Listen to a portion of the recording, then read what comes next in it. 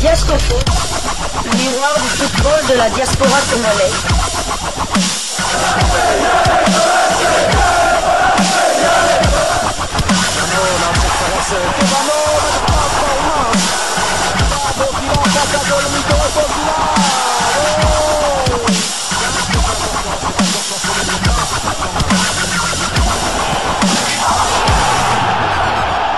Diascofoot, le miroir du football de la diaspora congolaise.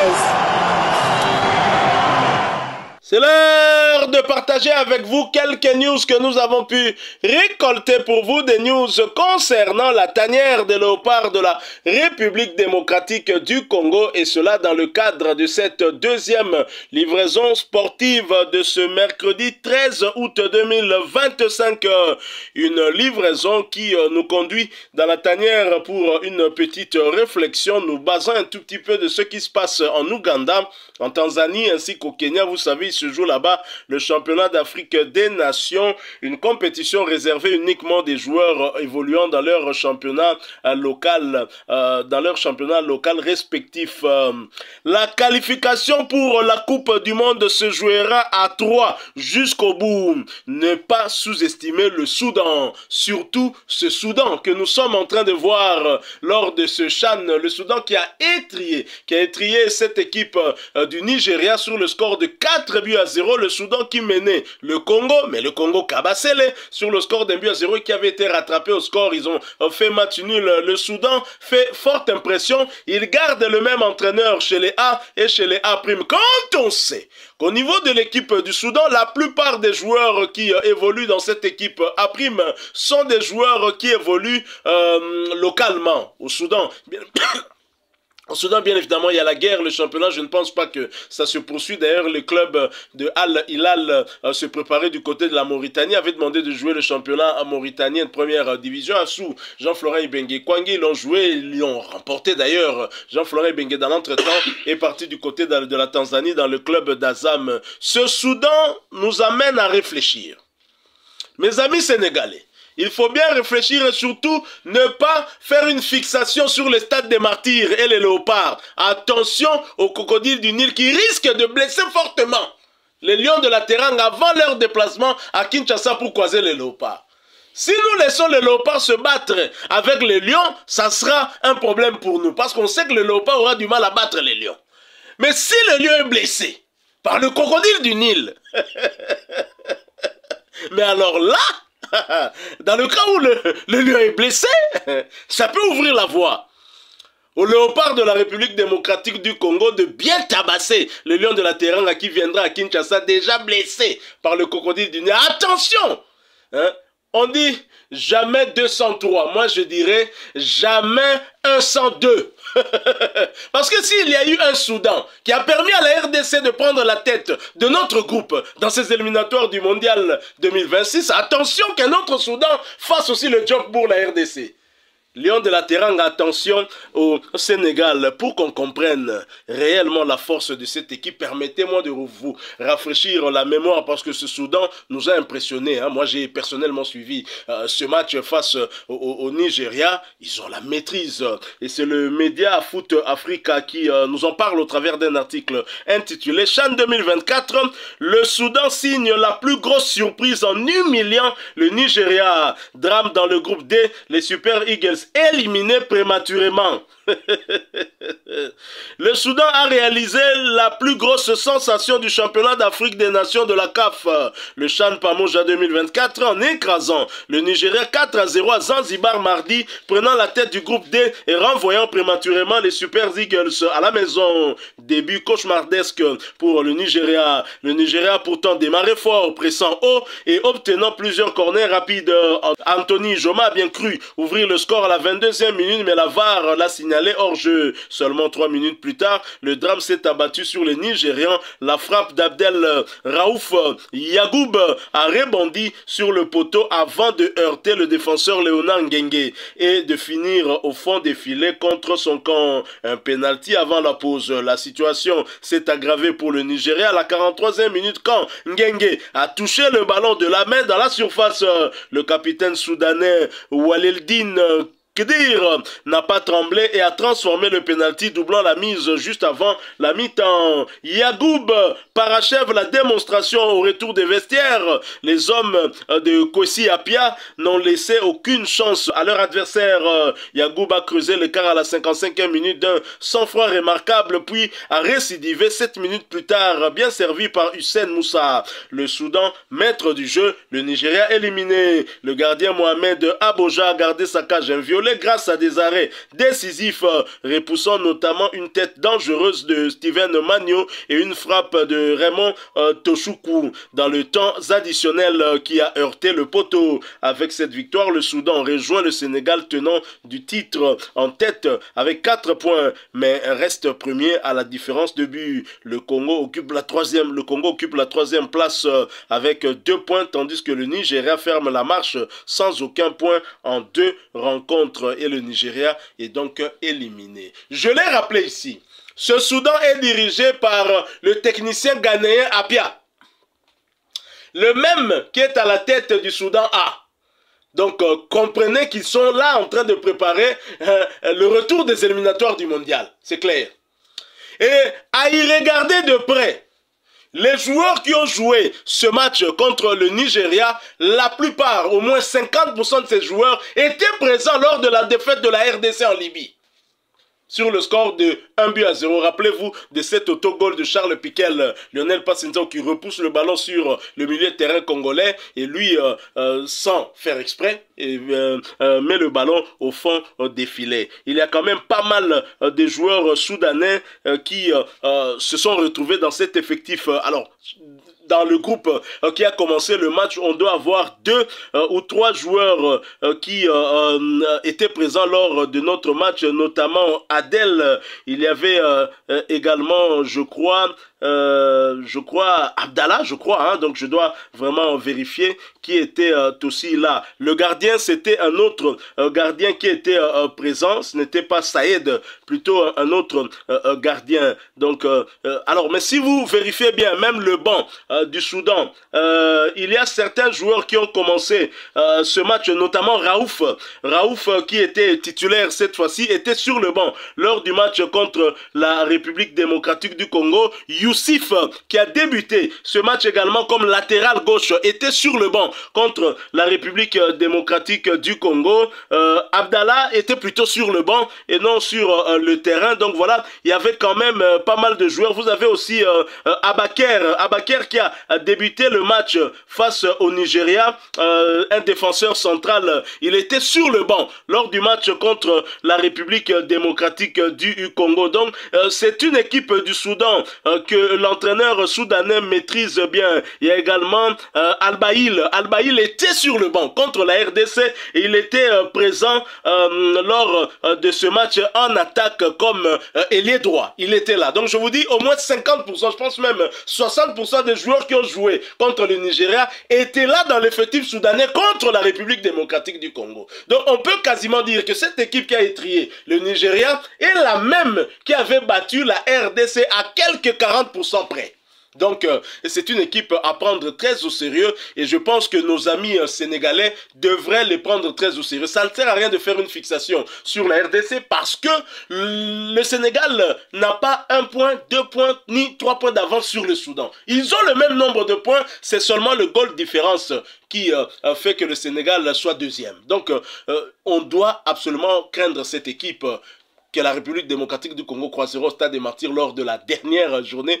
Heureusement pour nous, parce que c'est quand même l'une des fortes attractions de ce CHAN, mais surtout de ces éliminatoires du mondial. Le Soudan a mené longtemps le groupe B de la République démocratique du Congo. C'est seulement grâce au match nul arraché par son voisin du Sud, le Soudan du Sud, aux ultimes minutes, que la RDC se retrouvait propulsée à la première place. Qu'est-ce que cette équipe vous inspire? Vous avez suivi le match. Vous avez vu la maîtrise technico-tactique de cette équipe. Est-ce que au finish, vous n'avez pas plus peur du crocodile du Nil que du lion? En tout cas, il faudra voir, faudra prendre très, comme vous l'avez dit, très au sérieux cette équipe du Crocodile du Nil. J'ai regardé le match, c'était impressionnant. C'est vrai, les gens, certains c'était rien que le Nigeria des locaux, mais c'est les Nigérians locaux, que c'est les Nigérians qu'on voit, tous les Osimhen, tous ces grands joueurs, la majorité des joueurs nigérians qu'on voit performer dans les terrains européens, ont débuté d'abord dans le championnat local. Donc c'est quand même le Nigeria. Et moi, ce qui m'impressionne le plus, c'est que 3 compétitions, éliminatoires de la Coupe du Monde, éliminatoires de la CAN, et maintenant le CHAN, ces Soudanais sont performants. Avec, comme vous avez dit, 60%. Donc ils ont quand même, cela veut dire qu'ils ont quand même un réservoir, je dirais pas, peut-être pas comme le nôtre, mais en tout cas ils sont performants, ils sont solidaires. Et j'aimerais quand même m'adresser au coach Otis Ngoma qui se plaint que le championnat a été arrêté, qu'il n'a pas pu faire de stage. Que diront nos amis soudanais? Ça fait plus de 2 ans que le Soudan joue tous ces matchs à l'extérieur. Je pense même que, je sais même plus, la dernière fois qu'ils ont joué à Khartoum, c'était quand? Ça remontait à quand? Donc tous les matchs du Soudan, ils les jouent à l'extérieur. Donc c'est vraiment impressionnant. Éliminatoire de la Coupe de la CAN, éliminatoire de la Coupe du Monde, c'est pas encore terminé. Ils sont deuxième ex-aequo à 1 point du leader qui est la République démocratique du Congo. Lors des éliminatoires de la CAN 2025, ils étaient versés dans la poule F avec le Ghana, l'Angola et le Niger. Ils ont terminé deuxième derrière l'Angola en faisant match nul à Accra et en battant le Ghana en Libye. Donc c'est vraiment une équipe très impressionnante qu'il faudra prendre au sérieux. C'est vrai que nous on regarde à gauche, au rétroviseur à gauche, mais attention, il y a le Soudan qui risque de passer du côté droit. Et là vraiment il faudra prendre cette équipe à la légère. Ne pas prendre cette équipe à la légère, une équipe qui sait voyager. À voir en tout cas cet effectif qui a débuté contre le Nigeria. Il y a au moins 2 joueurs qui avaient débuté aussi contre la République démocratique du Congo. Mais quand vous complétez aux joueurs qui étaient sur le banc lors de notre match, la majorité se sont retrouvés dans le 11 qui a étrié le Nigeria. C'est dire que je commence à avoir l'impression que Apia, les joueurs qu'il avait gardés sur le banc à l'entame de ce match sont peut-être plus forts que... Bon, je ne compare pas le Nigeria local à notre équipe. Mais de notre côté, le 11 de départ qui avait été choisi par Sébastien Desabre était constitué de Lionel Passinzaou, de Gédéon Kaloulou, Chancel Mbemba, Joris Kayembe ainsi qu'Enoch Inonga Baka. Nous avions au milieu de terrain Grady Diangana, Cholola, Piquel, Yohan Wissa et devant on avait Simon Banza et Théo Bongonda. Je ne pense pas que ce sera la même configuration au retour. Exactement, contrairement à l'Afrique du Sud dont son équipe a aussi composé des joueurs évoluant au pays. La plupart au pays, mais eux qui ont fait comme l'impasse sur son noyau, il n'y a pas des... On n'a pas vu William. On n'a pas eu Mokoena, on n'a pas vu beaucoup d'autres joueurs. Je pense même qu'ils ont choisi le 4e ou 5e niveau parce que le championnat sud-africain continue. Et l'Afrique du Sud aussi est première de sa poule, donc elle ne voulait peut-être pas prendre de risque de blessure et tout ça, mais le Soudan, lui, joue avec son effectif. Je peux comprendre car ça fait plus de 2 ans qu'il n'y a plus de championnat du côté du Soudan. Et si Al-Hilal, je crois, Al-Hilal s'est exporté du côté de la Mauritanie, c'est peut-être pas le cas de El Merreikh et d'autres clubs. Tout à fait. Donc ces joueurs-là sont en inaction. Sans championnat, sans temps de jeu. C'est peut-être normal aussi de le retrouver du côté du CHAN et c'est une très très bonne aussi préparation pour eux car dès que le CHAN se termine, une semaine plus tard, il y a 1 semaine ou 2 semaines, ça dépend s'ils sont éliminés ou pas avant, et il y aura les éliminatoires de la Coupe du Monde 2026 et le Soudan se déplacera du côté du Sénégal. Attention donc à cette équipe soudanaise qui se prépare très clairement du côté du CHAN avec le même sélectionneur. Donc le Soudan, la plupart de ses joueurs sont ceux qui appartiennent à des équipes locales. Al Merreikh, nous avons Al Hilal et d'autres clubs. Donc le Ghanéen qui est à la tête de cette équipe a donc un effectif un peu étoffé. On a vu qu'il y a un réservoir important aussi pour les Soudanais. Certes, ce sont des joueurs locaux mais qui visiblement se connaissent.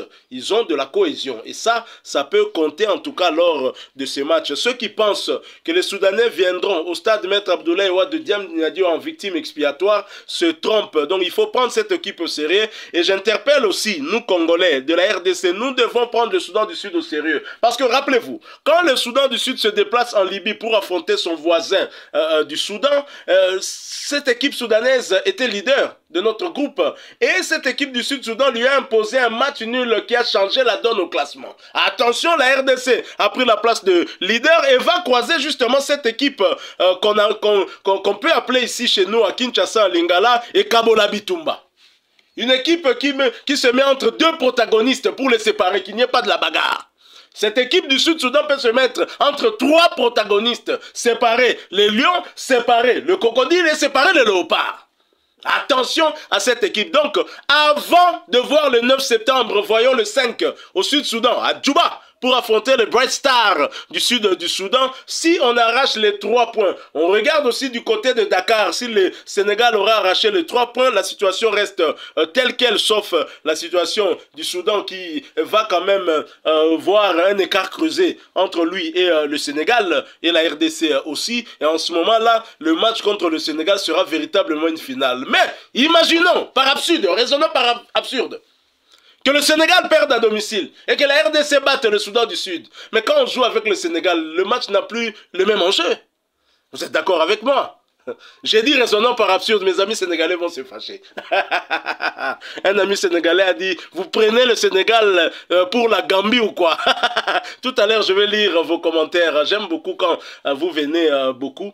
Aujourd'hui ou demain, hein, je ne sais plus si ce sera dans quelle livraison. Donc voilà, chers amis, partagez avec nous en commentaire votre ressenti par rapport à cette équipe du Soudan. Je vous ai dit que comme titulaire, lors de notre match, je n'ai vu que 2 joueurs qui ont été repris dans cet effectif du Soudan. Il s'agit d'Adel, il s'agit aussi d'Abdallah. Hein. Adel, un milieu de terrain.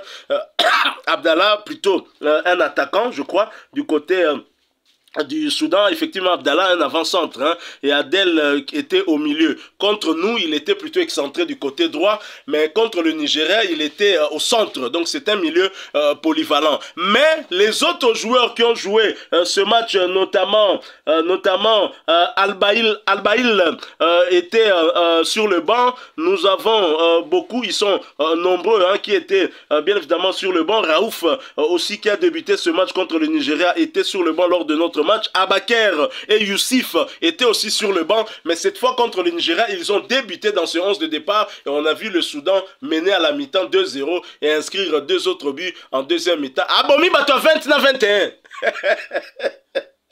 Hein. Donc voilà, partagez avec nous en commentaire votre ressenti par rapport à cette équipe du Soudan que nous semblons tous négliger, aussi bien nos amis sénégalais que nous-mêmes congolais. Attention, attention au Soudan du Sud comme au Soudan tout court. Attention. Voilà, nous sommes arrivés à la fin de cette deuxième livraison sportive de ce mercredi 13 août 2025. Vous l'avez aimé, laissez-nous un maximum de j'aime. Merci de partager avec nous en commentaire votre point de vue. Abonnez-vous sur cette chaîne Diasco Foot parce que nous sommes et restons le miroir du football de la diaspora congolaise. N'oubliez pas d'activer la petite cloche de notification histoire de ne plus rien manquer des prochains sujets que nous allons vous proposer. Encore une fois, merci à vous, avec espoir de vous retrouver bientôt dans un autre sujet d'actualité. En attendant, portez-vous bien et Diasco Foot vous dit au revoir.